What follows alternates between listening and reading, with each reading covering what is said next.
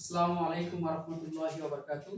তো এখন আমরা ম্যাথটা সলভ করি যে ম্যাথটা কিভাবে সলভ করা যাবে। আশা করি যে ব্যাংকিং কোণ সম্পর্কে তোমাদের ধারণা অলরেডি হয়ে গেছে এবং এই ব্যাংকিং কোণে তোমাদের আর কোনো সমস্যা না হওয়ারই কথা। তো দেখো এই যে কোশ্চেনটা এটা রুয়েটে আসছে, চুয়েটে আসছে এবং সিলেট বোর্ডে আবার রাজশাহী বোর্ডে 17 16 এরকম টাইপের ম্যাথগুলো কিন্তু আছে, তোমরা খুঁজলে পাবা। তো আজকে এই ম্যাথটা আমরা সলভ করে দেখি কিভাবে সলভ করব। ম্যাথটাতে বলছে যে একটি রাস্তা 100 মিটার ব্যাসার্ধের বাঁক নিয়েছে, ওই স্থানে রাস্তাটির চওড়া হচ্ছে 5 মিটার। তো আগে কি কি দেওয়া আছে, আগে যেগুলো দেওয়া আছে সেগুলো আমি লিখি। তো কি কি দেওয়া আছে এখানে, এখানে দেওয়া আছে যে এখানে এখানে ধরে নিলাম যে রাস্তাটার ব্যাসার্ধ হচ্ছে r ইকুয়াল টু হচ্ছে 100 মিটার। ওই স্থানে রাস্তাটির চওড়া বলতে এই যে প্রস্থটার কথা বলা হয়েছে, তো এই প্রস্থটাকে আমরা x ধরছিলাম। তো এই প্রস্থটাকে আমরা ধরলাম যে x ইকুয়াল টু হচ্ছে 5 মিটার, x ইকুয়াল টু হচ্ছে 5 মিটার এবং এর ভেতরের কিনারা হতে বাহিরের কিনারা 50 মিটার উঁচু। মানে বলছে যে এই যে ভেতরের কিনারা, এই যদি রাস্তা হয়, এটা যদি রাস্তা হয়, এই রাস্তাটার এই যে ভেতরের কিনারাটা থেকে এই বাহিরের কিনারাটা হচ্ছে 50 সেন্টিমিটার উঁচু। মানে এই বাহিরের কিনারাটা 50 সেন্টিমিটার উঁচু, মানে এই যে এইচ এর মানটা দেওয়া আছে 50 সেন্টিমিটার। তো সেন্টিমিটার থেকে আমাদের মিটার করতে হবে, কারণ যেহেতু সবগুলো মিটারে আছে। তো সেন্টিমিটার থেকে আমরা মিটার করি, তো এইচ ইকুয়াল টু হচ্ছে 50 50 কে 100 দ্বারা ভাগ দিলে আমাদের মিটার হয়ে গেল, এটাকে আসবে 0.5 মিটার। আচ্ছা, তো এখানে আমাদের চাইছে কি যে সর্বোচ্চ কত বেগে নিরাপদে বাঁক নেওয়া যাবে। তা আমরা ধরি যে ভি বেগে যদি বস্তুটিকে যে ভি বেগে সর্বোচ্চ ভি বেগে এখানে বাঁক নিতে পারবে।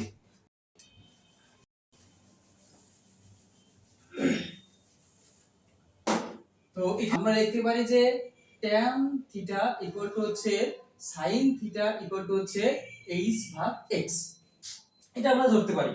তুমি সাধারণভাবে দেখো যে তুমি যদি এটাকে একটা ত্রিভুজ নাও, যে মনে করো এটা হচ্ছে ও কেন্দ্র, আর এটা ধরলাম এ, এটা ধরলাম বি। তো দেখো এটা হচ্ছে লম্ব, এটা হচ্ছে সমকোণী ত্রিভুজ, তো এটা হচ্ছে লম্ব, এটা হচ্ছে অতিভুজ, এটা হচ্ছে ভূমি। তো আমরা sin থিটা ইকুয়াল টু লিখতে পারি কি বিপরীত বাহু হয় অতিভুজ। তো এখানে এই শর্ত মতে আমরা কিন্তু tan theta equal to sin theta equal to h ভাগ x লিখতে পারি। তো এই সূত্র দিয়ে আমরা কিন্তু ম্যাথটা সলভ করতে পারবো। তো এটা কোথা থেকে আসলো, এই যে ভেতরের অংশগুলো থেকে। যদি আমি ভেতরের এই বেসিকটা না জানতাম তাহলে আমি এটা তৈরি করতে পারতাম? আমি তো এই দুইটা সূত্রকে নিয়ে মাথায় চিন্তা আসতো যে আমি এখন কি করব। অনার্সে কিন্তু এই বিষয়গুলো তোমাকে পড়তে হবে যারা ফিজিক্সে অনার্স করবা। আচ্ছা, তাহলে আমরা কি লিখতে পারি, যে আমরা লিখতে পারি যে sin থিটা ইকুয়াল টু হচ্ছে h ভাগ x অথবা tan থিটা ইকুয়াল টু হচ্ছে h ভাগ x। আমরা তাহলে এটা লিখি যে উই নো আমরা তাহলে এটা লিখি যে উই নো আমরা জানি যে এখানে sin theta equal to h ভাগ h অথবা tan theta equal to h ভাগ h। তাহলে tan থিটা ইকুয়াল টু হচ্ছে sin থিটা ইকুয়াল টু হচ্ছে h ভাগ x। ভালো কথা।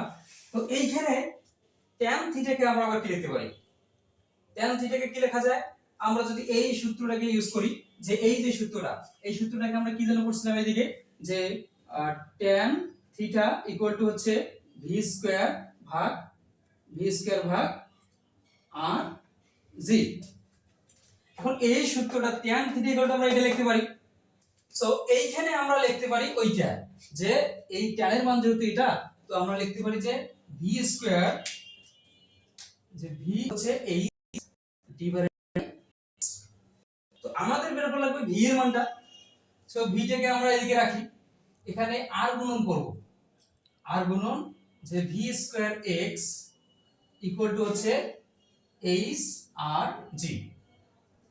v স্কয়ারটা আমরা রাখলাম এখানে, উপরে h r g, নিচে x দ্বারা ভাগ করলাম।